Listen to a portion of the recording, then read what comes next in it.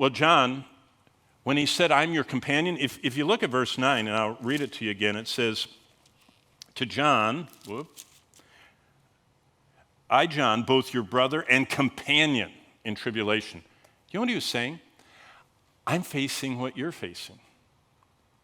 If it wasn't persecution, it was rampant materialism, the hardships, surrounded by sin, false doctrine, pagan rulers. He said, I'm going through what you're going through. John shared the same struggle as the faithful saints in the 7 churches. And Jesus came to him and said, what you need on Patmos is to understand me in the fullness of all that I am and communicate to these 7 churches that Jesus is all you need.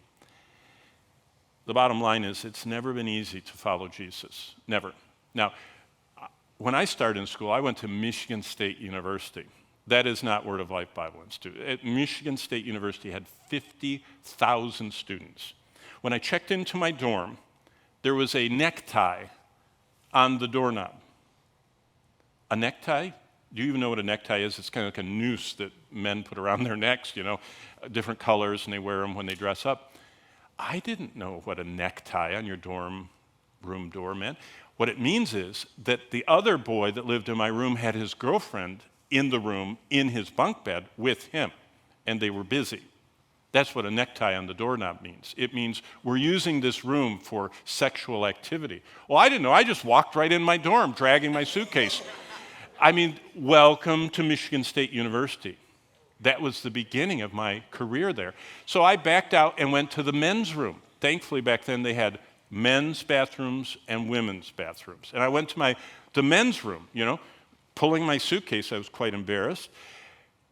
On the wall of the men's room was a life-size, 5-foot, 5-inch high, naked poster of a girl, a woman, a female. Welcome to Michigan State University. I thought it was terrible. I tore it down, wadded up, put it in the trash can. They almost killed me. That had cost someone $20.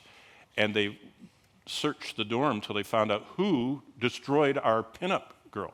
So here I am at Michigan State University, this Christian kid in this horrible environment. I got to my first class. My first class had 600 students, alphabetically arranged, A's, B's, C's, top row A's, B's, C's, down to the Z's in the front row. Amphitheater setting. The professor, my first teacher at Michigan State University, wore Playboy bunny pants. So they were little tiny short shorts, this short. Disgusting for a man to wear shorts that short. Had a big cut in them so you could see too much. His shirt was open to his navel. So it was all open, big hairy chest, and he had a unicorn horn necklace. A unicorn horn necklace, hairy chest, smoking. You can tell how long ago it was. He didn't smoke the way the Western smokes. He had his cigarette between those 2 fingers. He came out. This is the first moment of class.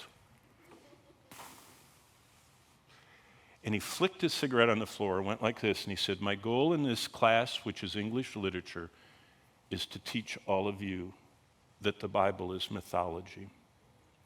It was an English literature class. English literature, if you know anything about English literature, it's filled with metaphors about the Bible. All the stuff you've heard. Moby Dick is, so many of the Shakespeare, they're all quoting Chaucer, all of them quoting the Bible. And so he wanted us to know that the Bible is mythology. So there's my first class. I'd already gotten run out of my dorm room. I got trouble in the bathroom. Now I'm in my first class, and I'm in the very top. I'm a B, Barnett, so I'm in the top row of 600 kids. And my mom said, when you go to school, if the teacher says something that you need to make a statement on or you want a question or whatever, don't just talk out, raise your hand. I said, okay. So out of 600 kids, back row, raised my hand. Mr., unicorn horn guy goes, son, speak. You don't have to raise your hand, say it. So I stood up and I said, the Bible is not mythology. And I sat down. That's all I could get out. He didn't say a word. This is what he did. He went, he just pointed at me and laughed. And when he got done with that, what he was saying is, there's one dinosaur left in this class, and that's the whole purpose of this class. no one should believe what he believes. He didn't say it, he just pointed.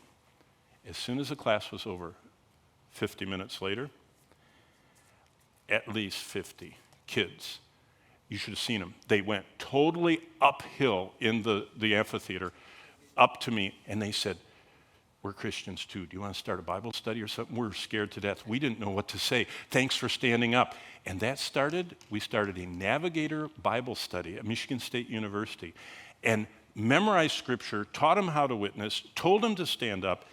Did you know I was scared to death? I mean, it was just, 600 people after I already got in trouble in my dorm room and I already got in trouble in the bathroom. Now I'm going to get trouble in classroom. And you know what God will do? If you will go against the flow. It's not easy to follow Christ, but he wants you to. And Jesus is all we need to make it, to stand up, to speak out for him.